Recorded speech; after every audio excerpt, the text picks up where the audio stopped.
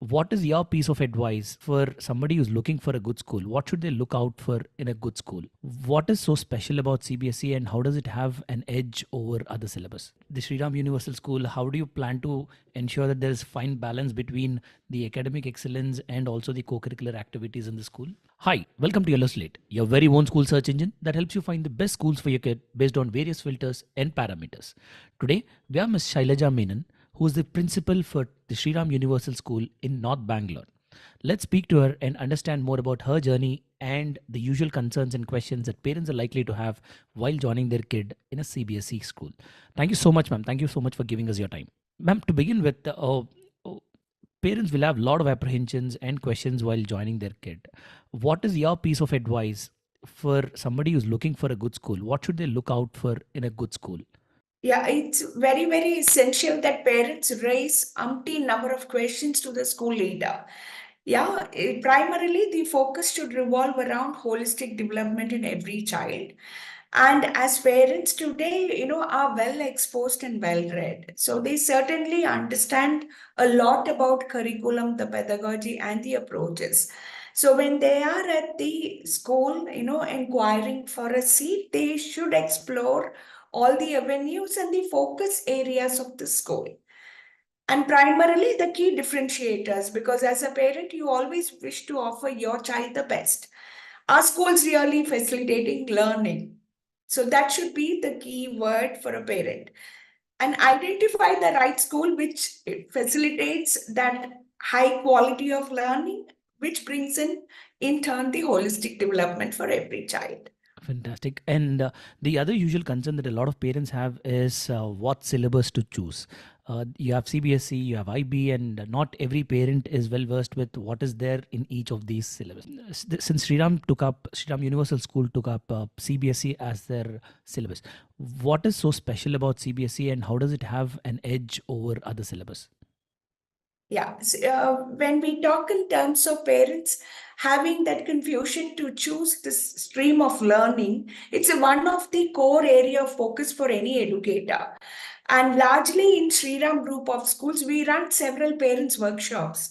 Primarily, our focus always revolves around the EYP sector parents because when your child graduates from pre-primary to grade 1, that's when this shift of domain and parents have this they are perplexed about whether which stream of learning should my child get into. Should my child be part of, IB, IGCSE, CBSE, or a state board or an ICSE stream of learning? So, several occasions in almost all our schools, as school leaders and educationists, we run parents workshop, trying to, ask them for multiple streams of interest, and then we orient them about the special edges, unique features for each of the stream of learning. So as a parent, if you're looking at your child being part of a large community and you're looking at your child participating in all the national level competitive examinations like CETA, Triple E, NEET, so on and so forth, then your focus should be for a CBSE stream of learning. But if that isn't the case and your focus is on, child bringing in the best for whatever is a learning quantum for languages, then the other streams of learning come into effect. Got it. Considering all the options, I think primarily the national curriculum framework is well empowered to bring in this holistic identity to every child. So a lot revolves around the curriculum, the pedagogy, and the teaching learning approaches in any good school. Yeah, that's an interesting answer. And ma'am, with your experience, how difficult or easy is it going to be for a child to shift from CBSE to IB or IGCSE to CBSE? So is this transformation easy for every student or is it difficult? There can be no challenges at all for a child who's part and parcel of CBSE curriculum, because CBSE curriculum is extremely experiential in nature, and the curriculum, the pedagogy, and the learning trends are at higher levels because we believe in practical based teaching learning pedagogy, and primarily in A-level schools like Shri Ram group of schools. We always focus on the philosophy that every child is born with his or her own identity. There is a uniqueness to every child, and this is the philosophy that governs any pedagogy. So it's important that we customize learning to children and optimize their potential at all times. So in any stream of learning, shift of domain becomes a challenge if the child is not exposed to experiential learning trend. It's gone are those days where traditional methods worked in schools. Got it. See, the traditional methods of rote memorization, memory retention are not the skills that schools focus on. With NEP in place, the entire focus is on experiential learning trend. In the foundational years, we largely talk about the cognitive developmental milestone of a child aligning very, very well with the physiological developmental milestone. So there should be a synergy between the two, and only then can there be effective learning in Got any it. child. Got it. Ma'am, since you got up that rote memorization or rote learning subject, I'm a little curious to know how students' performance is gauged or analyzed or evaluated these days. Is it any different from what it used to be back then when I was studying the typical examination pattern? Is it same or is it any different these days? Yes, there is a world of difference, Santan. I would love to talk about it as well. One is, learning is nothing but acquisition of knowledge. Yeah. Yeah, It's not just knowledge, but also skills. true. Only if the school is making conscious effort to bring in a convergence between knowledge and skills can there be real learning. So Got this it. convergence is again by default a way of life for schools where they are following their own curriculum and their approach and pedagogy, wherein the teachers are empowered to bring in the skill sets in children. So whenever we talk about testing systems, we always focus on not just on knowledge but also a lot on logic, reason, application, analysis, and synthesis. These are the skill sets that any competitive assessment will test.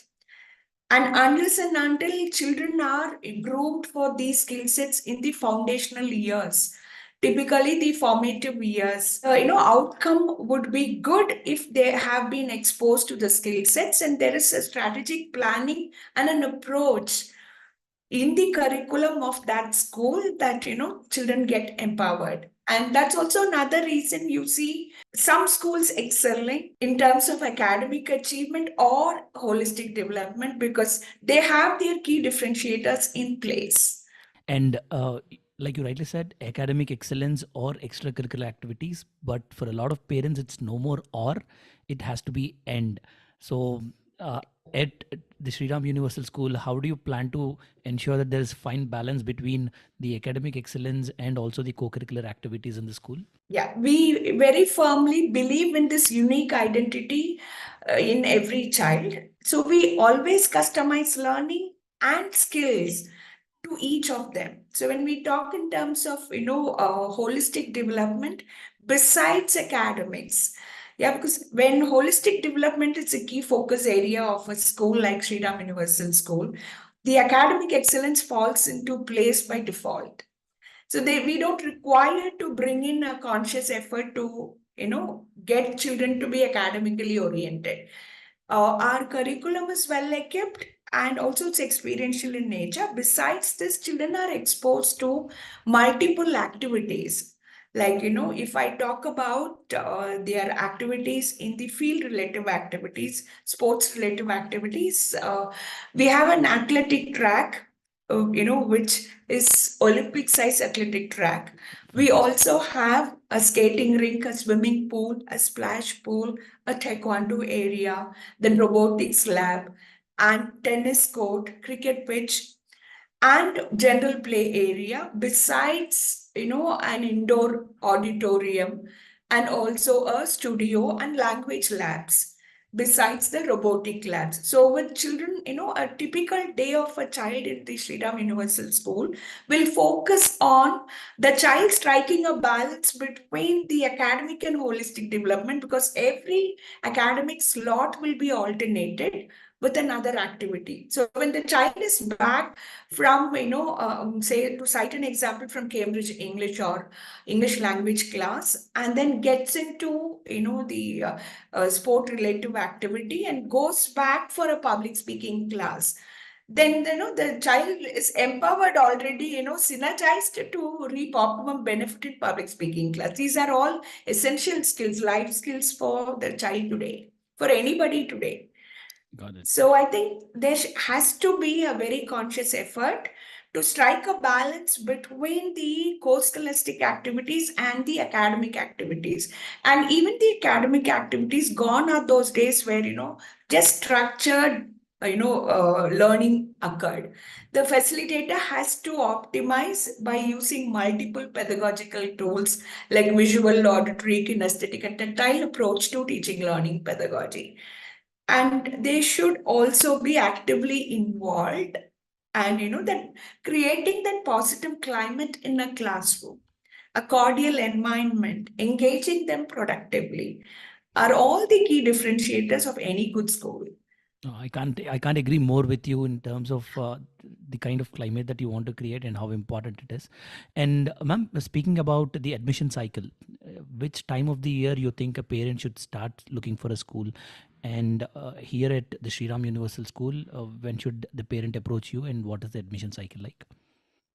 Typically for us, this academic session, that is academic session 23-24, is year zero. Though the students are not with us, our calendar year one, without students is already begun. So the admission process, we are actually overwhelmed with the number of admissions and the seats that are availed already in the Shri Ram Universal School. So typically a calendar year, an academic year, the admissions open as early as the 1st of September. And it extends until the mid of Jan in certain levels, where there are multiple batches and multiple sections, then the admission stands open for some more time. Otherwise, the filtering process, the numbering, seat allocations, everything goes in tandem between the month of September extending until Jan. We also keep a few seats reserved because these interim admissions have to be, it's a mandate for any good school. Where the army, navy, and defense, wherever they get their transfer, certain percentage of seats are allotted for them, so those remain open.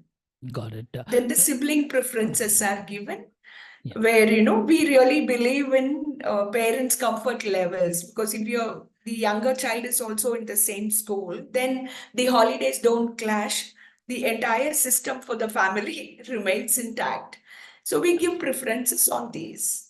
Absolutely. That's so nice, ma'am. Thank you so much for coming forward and sharing all these thoughts. It will be of great help for parents who are looking for good schools in your locality. And before we conclude, heartfelt congratulations on starting a new school. It's a great initiative. And on behalf of Yellow Slate and the entire Yellow Slate team, we wish a very big success in this entire journey of starting a new school and growing it to heights, ma'am. Thank you very much for your time. In our next videos, we look forward to speaking to you on many more topics like NEP and so many other things. And until then, for all the audience, stay tuned to know more updates about the Shri Ram Universal School. Thank you so much, ma'am.